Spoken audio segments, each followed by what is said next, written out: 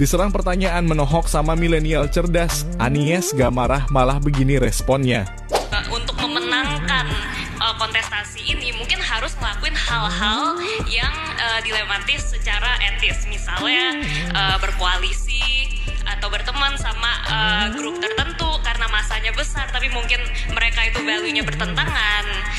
Terus habis itu mungkin berbagi-bagi atau goreng isu-isu sara karena itu populer di masyarakat. Bikin janji-janji yang wow yang masyarakat suka padahal mungkin mustahil untuk dilakuin atau tidak pernah di-plan untuk dilakuin gitu. Dan waktu mungkin setelah menang, governing pun itu kan banyak kompromi yang harus dilakukan untuk supaya mungkin tujuan itu bisa tercapai. Misalnya milih menterinya siapa? Apakah yang paling kompeten yang ditaruh atau harus ada titipan gitu kan? Apakah harus merem-merem dikit ke kasus korupsi kelompok tertentu? Kita hidup dalam kenyataan dan tidak hidup dalam idealita. Jadi dalam mengambil keputusan, kita akan punya, kalau saya boleh sederhanakan nih, ada kuadran, 4 kuadran nih. Garis vertikal dan garis horizontal. Jadi 4 kuadran. Ini yang vertikal, yang atas itu benar, salah. Ini value. Oke. Kemudian yang horizontal itu baik, buruk. Ini konsekuensi. Okay? Kita seringkali hanya mau di satu kuadran, benar dan baik. Okay? Benar secara prinsip, baik secara konsekuensi. Dalam hidup, jangankan urus negara, suami istri aja kita akan ketemu dengan situasi nggak mungkin dalam satu kuadran itu saja, bukan? Jadi apa yang terjadi? Kita mungkin berada di kuadran kedua, mengerjakan yang benar tapi konsekuensinya tidak baik.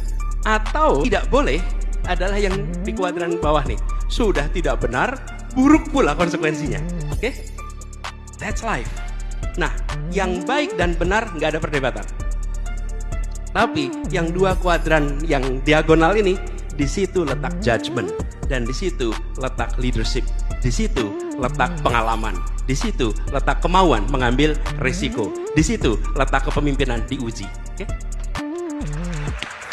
Nah, ketika baik dan benar saja pakai SOP, udah jadi itu pakai SOP. Kenapa? Karena baik dan benar.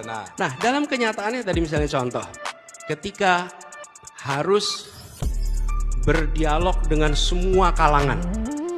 Berdialog semua kalangan. Bahkan ketika bicara pendukung itu semua spektrum.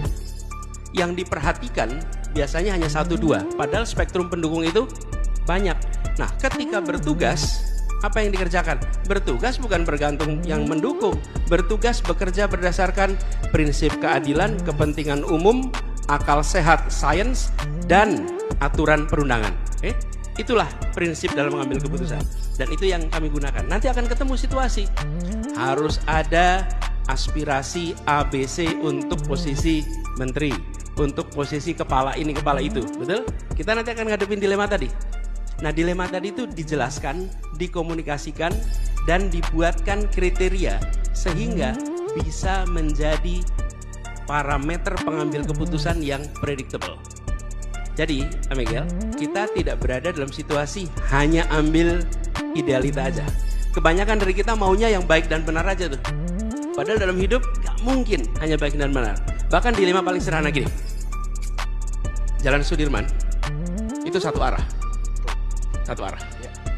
Di perempatan Semanggi ada sebuah rumah sakit di situ. Misalnya nih, terus ada kejadian kecelakaan di mana orang yang celaka harus dibawa ke rumah sakit. Dan jalannya itu macet, jalan berlawanan arah, itu jalan yang kosong. Apa yang harus Anda kerjakan? Menunggu macet dan yang kecelakaan sampai ke sana terlambat, atau Anda ambil jalur yang berbeda, salah secara prinsip tapi baik secara manfaat. Anda ambil keputusan itu. Saya ambil jalan yang melawan dengan arus karena saya mau menyelamatkan orang yang kecelakaan supaya cepat sampai ke rumah sakit. That's judgment. Ya, bagus sekali poin. Dan jangan cepat-cepat. Ini the end justify the means. Sebentar. Can you argue that to someone yang sudah dying? I don't think you will argue that. Jadi jangan juga dibuat generic. The ends justify the means. Nah, kalau ends-nya menyelamatkan nyawa, let's do it. Kebayang ya? Nah, inilah letak judgment. Jadi saya pegang ada 4 kuadran. Yang kuadran pertama itu paling ideal. Yang kuadran di ujung diagonalnya dihindari. Yang 2 itu gunakan judgment. Dan itulah kenapa harus ada leadership. That's the answer. Tepuk Keren tangan sekali, dulu. tepuk tangan sekali. Bagus banget.